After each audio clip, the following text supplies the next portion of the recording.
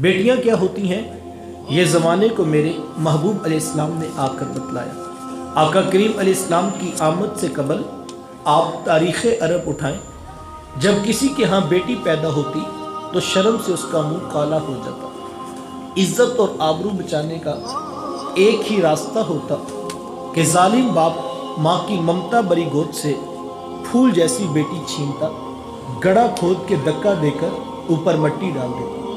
اگر کوئی باپ اتنا ظالم، اتنا سفاک تھا تو وہ اس قابل تک کہ وہ معاشرے میں سر اٹھا کر جی سکتا ہے، اور اگر کسی کے ہاتھوں میں اتنی سخت نہیں کہ اپنی زندہ بیٹی کا گلا دبا سکے تو وہ اس قابل نہیں تھا کہ معاشرے میں سر اٹھا کر جی سکے۔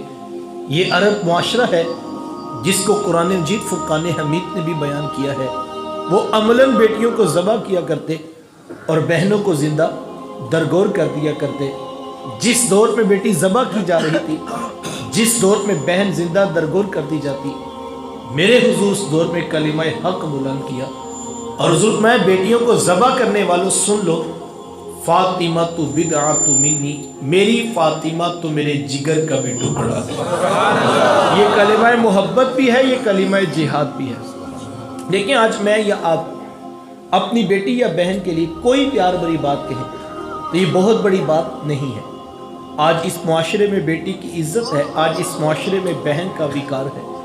یوں ہی تو نہیں بوڑھا باپ اپنی جھکی ہوئی کمر پہ بوریاں لاد لاد کے مزدوری کر رہا ہے کہ میں نے اپنی بیٹی کو عزت کے ساتھ رخصت کرنا ہے۔ جوان سال بائی فیکٹری میں اوور ٹائم لگا رہے ہیں کہ ہم نے بہنوں کو عزت کے ساتھ بیاننا ہے۔ یار یہ باپ تو ذبح کرتا تھا، یہ بھائی تو زندہ درگور کر دیتا تھا، ان کے سینے میں اتنا کوٹ کوٹ کر پیار کس نے بھر دیا؟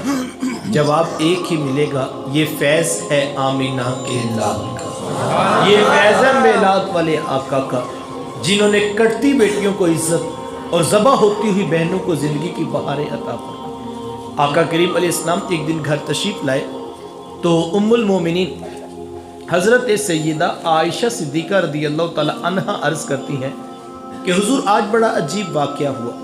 حضور میں عائشہ آج کیا ہوا؟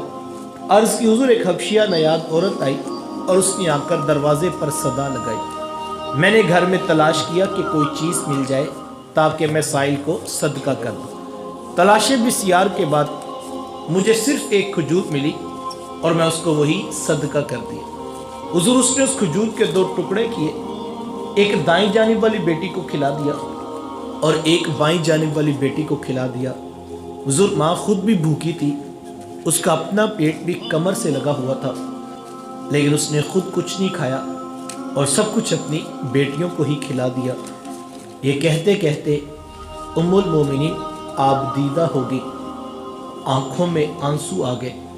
تو حضور میں سنو عائشہ، اگر کل قیامت کے دن ان بچیوں کی ماں کو جہنم میں جانے کا حکم ہو گیا تو یہی بیٹیاں درمیان میں آڑ بن کے کھڑی ہو جائیں گی کہ مالک ہم تو اپنی ماں کو جہنم میں نہیں جانے دیں گی، اللہ ان بچیوں کی سفارش قبول کر کے ان کی ماں کو جنت عطا کرے۔ کہاں بیٹیاں باعث شرم و ننگوار سمجھی جاتی تھی، کہاں بیٹیاں ہی دخول جنت کا سبب قرار پائیں۔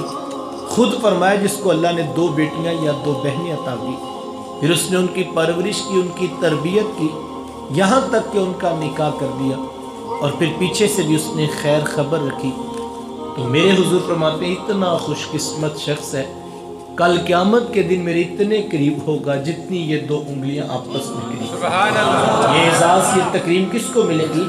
جس نے بیٹیوں سے وفا کی ہوگی۔ نوجوانوں سے بالخصوص کہنا چاہوں گا، میں جانتا ہوں اس دور میں 2 بیٹیوں کی ذمہ داری نبھانا بڑا مشکل کام ہے۔ 2 بہنوں کا جہیز اکٹھے کرتے کرتے خود بوڑھا باپ بیمار ہو کے جو ہے وہ بستر تک لگ پہنچتا ہے۔ اس دور میں بیٹیوں کی اور بہنوں کی ذمہ داری نبھانا بڑا مشکل کام ہے۔ ایک طرف مہنگائی کا بڑھتا ہوا طوفان اور دوسری طرف جہیز لسٹ کی، لڑکے والوں کی طرف سے جہیز کی لسٹ کی لمبی ڈیمانڈ۔ بڑا مشکل ہے 2 بہنوں یا 2 بیٹیوں کی ذمہ داری نبھانا۔ پیدا ہوتے باپ سوچنا شروع کرتا ہے اور پھر مسلسل 20-22 سال تک وہ اپنی بیٹی اور اپنی بہن کی عزت اور آبرو کے ساتھ شادی کر لینے کو اپنی زندگی کا مقصد اور اپنے جو ہے وہ حیات کا مشن سمجھتا ہے. مشکل ہے یہ کام، کٹھن ہے یہ کام، میں مانگتا ہوں، میں جانتا ہوں، لیکن اس کے باوجود کہنا چاہوں گا بہنوں کو بوجھ نہ سمجھنا، بیٹیوں کی پیدائش پہ پریشان نہ ہونا. جس رب نے بیٹیاں دی ہیں اس نے ان کے مقدر بھی لکھے ہیں. صرف تم ان کی ذمہ داری نبھانا، پورے اخلاص اور پوری دیانتداری کے ساتھ ان کے سروں پہ شفقت کے ہاتھ رکھنا.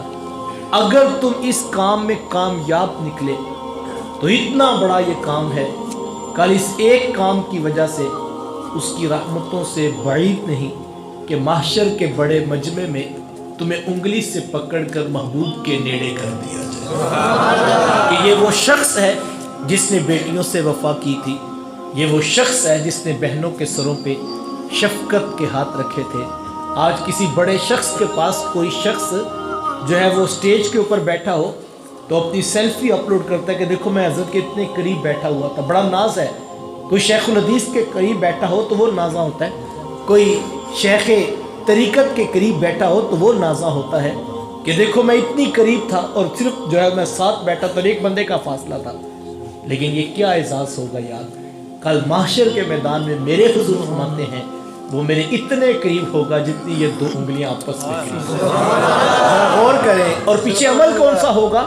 فرمایا جس نے دو بیٹیوں سے، دو بہنوں سے وفا کی ہوگی، ان کی شادی کرنے کے بعد ان کی خیر خبر رکھی اور اس نے محبت کے بازو پھیلائے رکھے. تو یہ چھوٹا کام نہیں، یہ بہت بڑا کام ہے. تو بیٹیوں سے پیار کرو. اگر کسی بہو کو اللہ نے صرف بیٹیاں دی ہیں تو اس کو منحوس نہ سمجھو. یہ بھی میرے معاشرے کے ایک الگ سے ستم ہے. اگر کسی کے ہاں دوسری بیٹی پیدا ہوگی یا تیسری بیٹی پیدا ہو جائے تو اتنے اتنے بڑے تانے اس کو دیے جاتے ہیں. بخاری شریف کی روایت ہے، اللہ کے رسول صلی اللہ علیہ وسلم نے فرمایا ابھی زمین و آسمان کی بھی تخلیق نہیں ہوئی تھی، اس سے بھی 50,000 سال قبل تقدیر کے قلم نے سارے فیصلے لکھ دیے. کس کے ہاں بیٹا پیدا ہوگا، کس کے ہاں بیٹی پیدا ہوگی، کس کے ہاں دونوں پیدا ہوں گے، کس کے ہاں کوئی چیز عطا نہیں کی جائے گی. یہ اللہ کی تقدیر کا فیصلہ ہے. بیٹیوں سے، بہنوں سے، بہوؤں سے اس لیے نفرت نہ کرو کہ ان کے پاس بیٹا نہیں ہے. وہ قرآن میں خود فرماتا ہے ہم جسے چاہتے ہیں بیٹے عطا کرتے ہیں، جسے چاہتے ہیں بیٹیاں عطا کرتے ہیں، اور جسے چاہتے ہیں دونوں عطا کرتے ہیں، اور جسے چاہتے ہیں کچھ بھی عطا نہیں کرتے. یہ اس کی تقدیر کا فیصلہ ہے. بطور مومن مجھے اسے قبول کرنا ہے، بطور مسلم مجھے اسے قبول کرنا ہے. بیٹیوں کو یہ عزت، یہ مقام. اللہ اکبر. ایک حدیث میں نے پڑھا ہے کہ جو عورت بابرکت ہوتی ہے اللہ تعالیٰ اس کو پہلی اولاد بیٹی عطا کرتا ہے. کیسی خوبصورت بات ہے. گھروں کو جوڑنے کا نسخہ کیمیا دیا گیا. کائنات میں رب کو سب سے زیادہ پیار اپنے محبوب علیہ السلام سے ہے نا، اور جب اپنے محبوب کو اولاد عطا کرنا چاہی تو سب سے پہلے حضرت سیدہ فاطمہ رضی اللہ تعالیٰ عنہ عطا کی. اور میرے حضور کو اپنی اس بیٹی کے ساتھ اتنا پیار تھا کہ جب سیدہ تشریف لایا کرتی میرے حضور اپنی مسند سے اٹھ کر اپنی بیٹی کا استقبال کیا کرتے اور ان کو بوسہ دیتے اور ان کو لا کر اپنی مسند پہ حضور بٹھایا کرتے.